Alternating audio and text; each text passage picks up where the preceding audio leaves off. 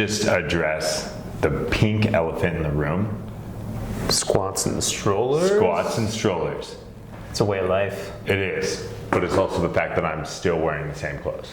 You still haven't figured out that laundry situation? It's the packaged foods. Decided to get away from those. And I bought a whole bunch of apple cider vinegar, and that's preventing me from washing my clothes. Today, opposite day. Opposite day. Hey-o. On a marathon of That's Healthy Right, where we make sense in the news so you don't have to. Because there's a lot of bullshit out there. There's a lot of that. Just gonna throw that out there. I mean, fake news. Fake news. But a lot of headline grabbers. But real fake news, not fake news. Right. Let's not get political here. Let's just keep it simple here. We're gonna dive in today about multivitamins. Can we like dip a toe in sometimes? Why do we always have to dive? Oh, that's true.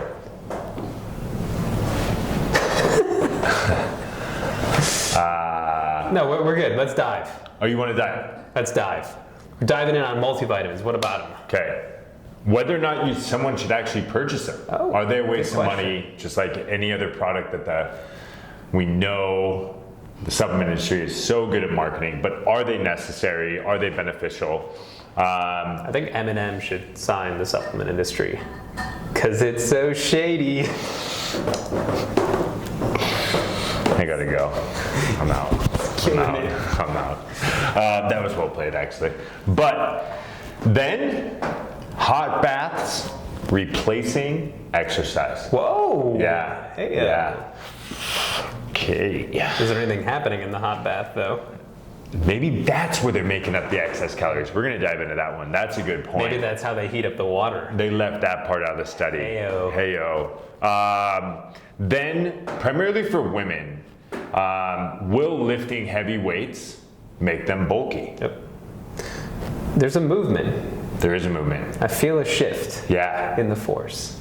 A lot of people leaning one way in that regard, but we will address that.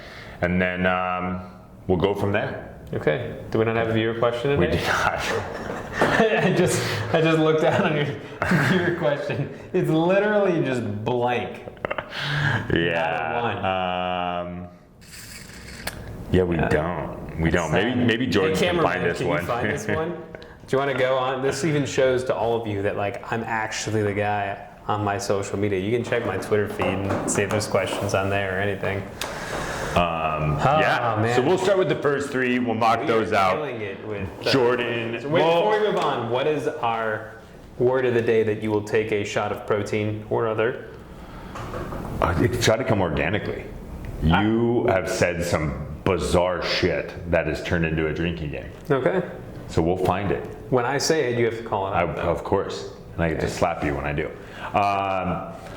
Okay. So, came across an article from MSN. Okay. And basically the headline read, "What nutritionalists tell their friends about eating healthy?" Nutritionalist?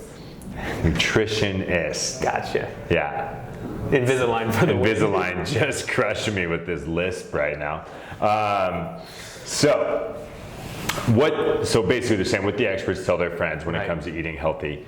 And the one that stuck out to me was Liz Applegate, PhD, Director of Sports Nutrition at the University of California, Davis. Impressive accolades right there. Yeah, which is actually near my hometown. But she said, women often ask me if they should take a multivitamin or B3 supplement that they heard about from their friend. She believes that she's a big believer in eating your vitamins. After all, I want people to choose and prepare good nutrient-rich foods. She goes on to recommend that you should always seek your doctor's opinion and ask about a daily fish or krill oil and vitamin D3. But she highly recommends the multivitamin. Is there a case for the multivitamin, and if so, when? Because a lot of people, they can be very expensive. There's so many different types of multivitamins out there, but in general, when is it beneficial? Right. We covered some of this recently in our article on Born Fitness, so if you want a more thorough, detailed, written response, you can check that out. There's definitely a case for multivitamins, which is not something I say about a lot of supplements. You know that I'm more of a supplement minimalist, simply because either most supplements are a lot of hype with very little delivery, or you have products that claim to be good and technically are good, but the quantities that are in them are so far below what you need that you either need to use so much that you go through it rapidly, or just that it doesn't make sense. Right. It's a lot of smoke and mirrors. But multivitamins, the way I look at it, is almost like nutritional insurance. And that is in an ideal... Nutritional insurance. We're not going to say that Yeah. more than once. Why not? I never once have I said that. It's amazing. I need to.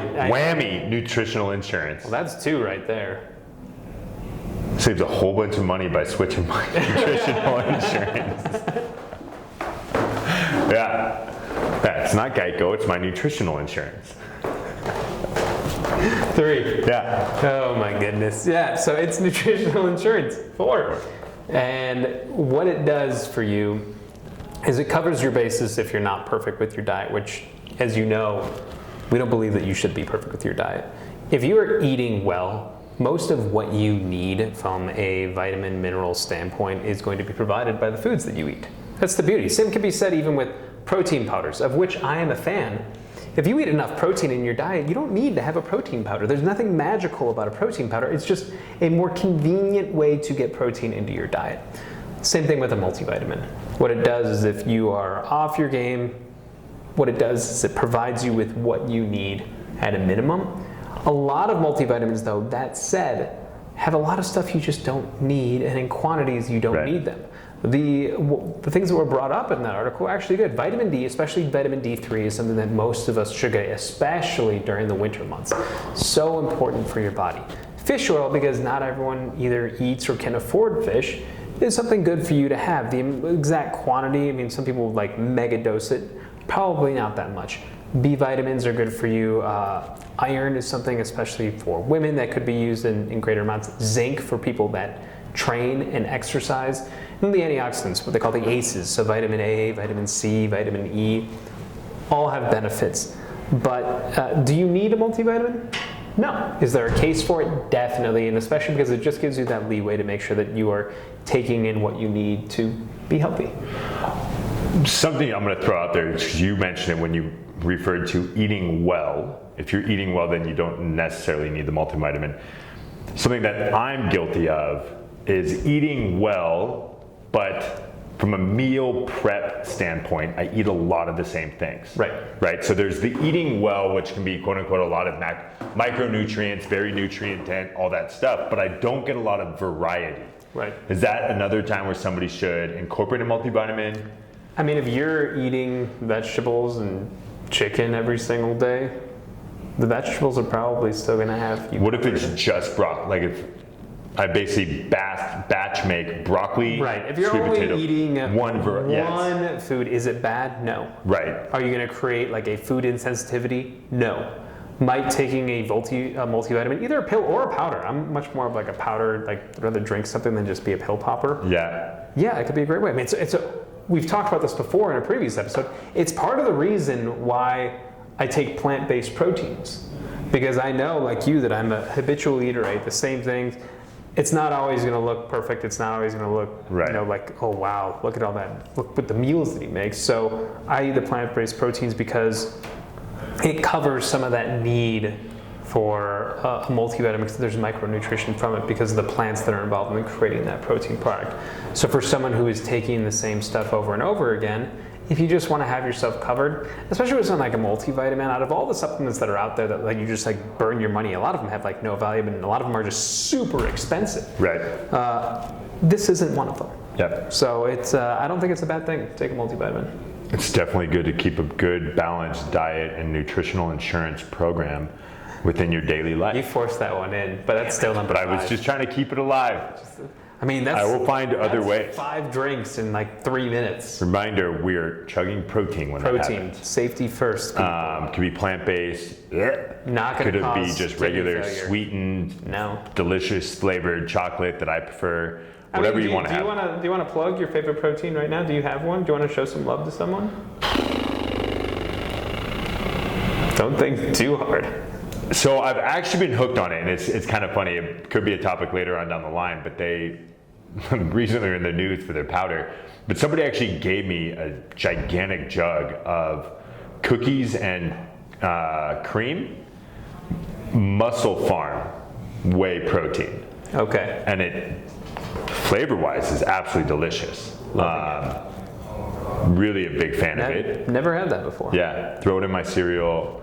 Enjoy it in a protein shake. It's just, you got to find ways to get it in there. I'll leave it. I'll leave it. Get creative. Yeah, so speaking of that, before, I wanted to hit this article, and I know the actual article itself in the study is premature, and there's a lot more science that needs to be done here. Premature jubilation is what you're saying. Correct. You all, yes. Like a teenager. Yes. Don't be an amateur. But before our viewers just start going for it, there's an article and a study that came out that was basically saying, the headline read from Women's Health, does a hot bath really burn as many calories as exercise? Okay. Seriously, this is like the 6th week in a row you've been reading Women's Health. I'm telling you, I gotta make sure I can be smart enough at the dinner table with the girlfriend. All right, I'm gonna let it float. Okay, so does a hot bath burn as many calories as exercise? Yeah. This feels like a trick question. I would think, Right. but there was a This is like when study. I'm watching like Are You Smarter Than a 5th Grader? I'm like, psh, yeah. Of course, Of duh. course, then like ask a question like who is the 7th president? And I'm like, I think there's a phone call for me. Gotta go. Gotta go get that one. Okay, so the study, which was published in the journal Temperature, Dink, was led by Stephen Faulkner, PhD, which Faulkner looked at the link between taking a hot bath, a person's blood sugar, and how many calories they burned. Okay. He conducted the study on 14 men, some of whom were overweight. Okay. He discovered that taking a hot bath burns about 140 calories per hour. The baths also lowered the men's peak blood sugar after they ate by about 10% more than exercise did. Our cameraman's so hungry. I see him trying to He's take a like bite trying to right like now. sneak in bites right now. Like, I don't know if you guys can hear that. It's pretty awesome. Trying But to take this off while filming, not working. not Not happening. working. Use your teeth. So, other than the fact that somebody's gonna have to sit in a bathtub for an hour and like get the like wilted fingers and everything, what is your take on this? What was the temperature that they were sitting in? It's about 104 degrees. Wow, you went real accurate right Yeah, there. dude. What's About that? What's that in Celsius? 40. Lived in Mexico, Yeah. or you looked it up right before we did this. Either way. It's a good way to go. Okay, let's answer the very simple question first. Is taking a hot bath superior or a replacement for exercise? Not a trick question, that'd be no. That is a no. Might this be an interesting area of research that a year or two from now, should this show still exist, if we can get more than 12 people watching? It might be. So there's a lot of research right now that is focusing on heat shock proteins. And these are proteins in the body that if you activate them are involved with metabolic disorders, potentially with diabetes. So all of the research is very, very early on this. Some of it is, the concept behind where you're seeing infrared saunas and things along those lines of heating up the body to try and trigger these heat shock proteins to create a metabolic adaptation, a metabolic change that might help either fight these disorders, get blood sugar or insulin to factor differently, or to affect weight loss. With a study like this, I already have, so many different questions about, whether, how overweight these people were, what their level of exercise was, what the, standard deviation of change was in the overweight people versus the non-overweight people, what their diets were, because remember, like, fat loss is not acute. It doesn't happen like within a moment. It happens over time. So everything that you do within the course of a day or a week is going to have an impact on how your body functions in any scenario. as in like a healthier person can potentially be more metabolically active when they exercise than a non-healthy person. So this is one of those where it's a stay tuned type deal. Interesting. That I think it's interesting research, but it is so young, and the idea, the headline itself is so misleading. A hot bath is not going to be more effective than exercise. It's not going to replace it for many, many reasons, specifically because you don't even know like whether your body type is going to react that way or the mechanism that is causing this. This is the way that research works. You start with an idea, a theory, some concept, in this case the heat shock proteins, and you start testing things. See what you find, test, retest. You need reliability and validity. So you need to be able to test this idea over and over and over again, see if it, displays the same type of results. Then you need different variations to see, like, do the ideas hold? Too early to say. Interesting, but not other than you should like go and start doing like 10 super hot baths. 104 degrees for, what were they in like an hour? Yeah. 60 minutes? 104 degree bath. One, your water bill is going to go up big time because like I haven't taken a bath in a long time, but from what I remember, the bath gets cold. Sure. The water gets cold, so you got to constantly, and I don't think the bath water in my house just gets up to 104 degrees. Is your brother finger blasting his like soup over there? What? He's eating the tofu, which offers him nutritional insurance. Nicely done. Yes. Okay. Yeah, so interesting research, but I think this is a good insight into the way that we should take most research. We don't have to ignore it. Right. We should read about it, we should learn it, but we shouldn't overreact. And most people overreact. They see the next hot thing and they're like, oh my goodness, hot baths, I'm gonna be so thin. Yeah. And that's an overreaction. Like, we need a lot more time, we need a lot more research, and we just need a better idea of what's going on, by what mechanism is working, by who it affects or benefits, by potential downsides. I mean, if I had to see other potential like health concerns with sitting in a 104 degree bath for 60 minutes. So it's one of those things, press pause, but let's keep an eye on this one. Not literally, keep watching. Yeah, still, unless we can come back later. That's true. Okay. Okay, fair enough. What if they press pause to go take a multivitamin for nutritional insurance? Yes. Nails it. That's a good high five. So, yeah, that was... Probably want redemption. Okay, so I stuck to women's health. Again? Yeah, I did. And this one actually... Just like open an issue of women's health and science and Yeah. everything. This is going to be a good one to talk about. I don't know why they just pump. I mean, I'm going to leave it at that. I don't know. I find a lot of good stuff on there. But this one I actually was pretty impressed with. They use basically photo evidence to show that lifting heavy doesn't make you bulky. And what I mean by that is they showed some, and you looked at them, I didn't, babe, I didn't look at the photos, but there were 8 photos. I read the articles. Yeah, you told me about these like 8 women, very attractive, had great physiques, all this stuff, and all via social media and just their workout regimens will show that they lift heavy, they squat heavy, they deadlift. Isn't the whole premise of the show is that you read the articles and bring them to me without me seeing them typically? It is, but I had to forward you just the images. Remember you were like, why are you sending me all these images? Rachel's gonna be pissed. I was like, I know, So but it's if better you than forwarded the Nicole. images, didn't you see them? No, I didn't look at them. So you did it with your eyes closed. Yeah, Interesting. like I submit all my work that way. But the whole premise was basically, so what they said was lifting heavy weights will not automatically make you bulky. Rachel Mariotti, a personal trainer from Equinox in New York City,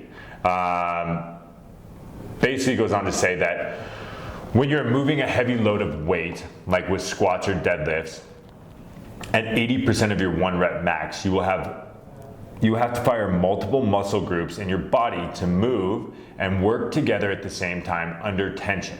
This helps fire up the brain and improve joint mobility as well. Like I said, That's a mouthful. I know that was a lot, but long story short, basically what I'm trying to look at here is Will lifting heavy weights when it comes to women in the gym make them bulky? That's something we hear all the time when we send somebody a strength program. Biggest concern. Why are Yes. you giving me deadlifts? I don't want to look like a power lifter. Or even like I've had clients write in where they ask, you know, I don't want to be doing curls, I don't want my arms to look bulky, or any of those type of situations where, I wish my arms looked bulky. right? I'll take that problem. But help me out here. What is the actual truth behind lifting heavy for women? It's good for you. It really is. The ability to, and again, bulk is it's one of those terms like, we are big fans over here of working towards the body that you want and not allowing the perception of your body or the images that are put out to influence what you want. You should look the way you want to look, you should feel the way you want to feel, and you should do the activities that you love. Plain and simple. Whether you want to be thinner, whether you want to be bigger and stronger, all of them are beautiful. I mean, it's not just words, it's the truth. We have clients of every single shape and size. They're all amazing, and your goals should be your goals. So what does bulky mean? One, I don't even know, like for us, like bulky's like a good thing. For some women, bulky's a good thing. For other women, it's not. Understand that in order to take on the appearance that you don't want, it has to be a deliberate act.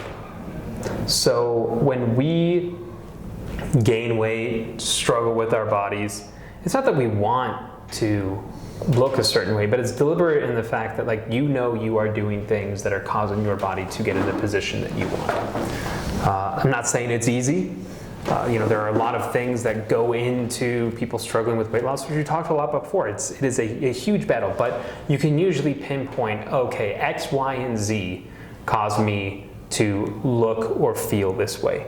The same thing can go with like an undesirable appearance. You actually have to work to take on that appearance. So if the idea of becoming bulky, whatever that means, is your concern, there has to be a lot of effort. It's not just an exercise that you do, like deadlifts or squats or curls. It's not just lifting heavy. You have, like, your muscles from a physiological level respond to different types of rep ranges and stimuli. That is the intensity. So you need to work them through heavier ranges, moderate ranges, lower rep ranges, and this works for men and women. Now, women focusing, say, on fat loss might have a different approach than they typically do than men, because physiologically they're going to respond different. But that does not mean that lifting similar to the way a man would say with heavier weights is going to have your body respond the same way that a man's does.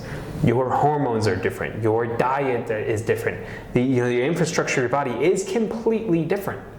And all of these things affect how you look. So if you want to get a bulkier look, because some people do, I know there was Jen Sinkler and Courtney were doing the Bigness Project, people in the fitness space, and it's like, don't be ashamed of gaining muscle or putting on size. One of my favorites in the fitness industry, Jen Wiederstrom, oh my God, that girl can lift more than I can. She's amazing. She looks phenomenal. Most people are like, wow, Jen, you look amazing. And she lifts a lot of weight. So the fear over strength training, the fear over heavier weights, it's not a linear relationship. It's not like you lift heavier weights, you become bulky. There are so many other things that are involved that there shouldn't be a fear about it. There's really no reason for it. Nor should there be this idea of this concept of bulky. It should be this idea of how you want to look or how you don't want to look, and then putting in the effort or taking the steps to go in whatever path that might be. So go lift heavy weights. Yeah, it's fun too. It is fun. Just get used to it. Or You'll like it. Or if you don't like certain exercises, like my wife, Sure. Rach, she does not like to squat at all, but she loves stacking weight on a prowler on a sled and just pushing that thing. It's like her going to battle with it. It's a challenge for her. She loves it. So there are a lot of different ways that you can lift heavy. Ben Bruno, who both know and love, feels like he trains half of Hollywood now. Right. I think Kate Upton's one of the big ones that come to mind. who looks great. She's going like pushing like 400-pound sleds. I don't think she looks bulky. Right. That would be a no. That would, yeah. Proof's in the pudding. All right. So, Jordan. Do we get any viewer questions? I posted on Twitter. Let's see if you got any love. Probably not. Twitter just doesn't give you the reach that it used to. It's true. Yeah, they changed it. They got to figure some stuff out. I love answering questions on Twitter, but the reach, the impact, the engagement isn't the same. You should go back to their real-time feed. I mean, while he's looking, we can let you know that No questions. today's podcast episode of YouTube is brought to you by. You want to kick in here? The crux. La Croix. Your nutritional insurance against hydration Yes. Yes. or dehydration. Dehydration. I totally botched I them. love these things. They might not pay us now because I botched the call to action. In all fairness, no viewer questions because we're actually recording these back to back to back. No, we're not. This is different. You're wearing the same thing. I'm clearly not. Clearly not. Clearly Right. a different day. Still the Cubs fan. Don't know why. But with that being said, that wraps up another episode of That's Healthy, Right? Thank you. If you do have questions, please leave them in the comments on YouTube. Find us on Facebook, on Twitter, on Instagram, or hunt down Patrick Devaney right here at Patrick Devaney on Instagram and just say, "Yo, Pat, Got a question for you. do some laundry." It's good for nutritional insurance. Anyways, I think that's 7 or 8 now. We are protein drunk. you are definitely hitting your macros today. next Anyways, time, everyone. have a good day. We will talk to you guys soon. Thank you.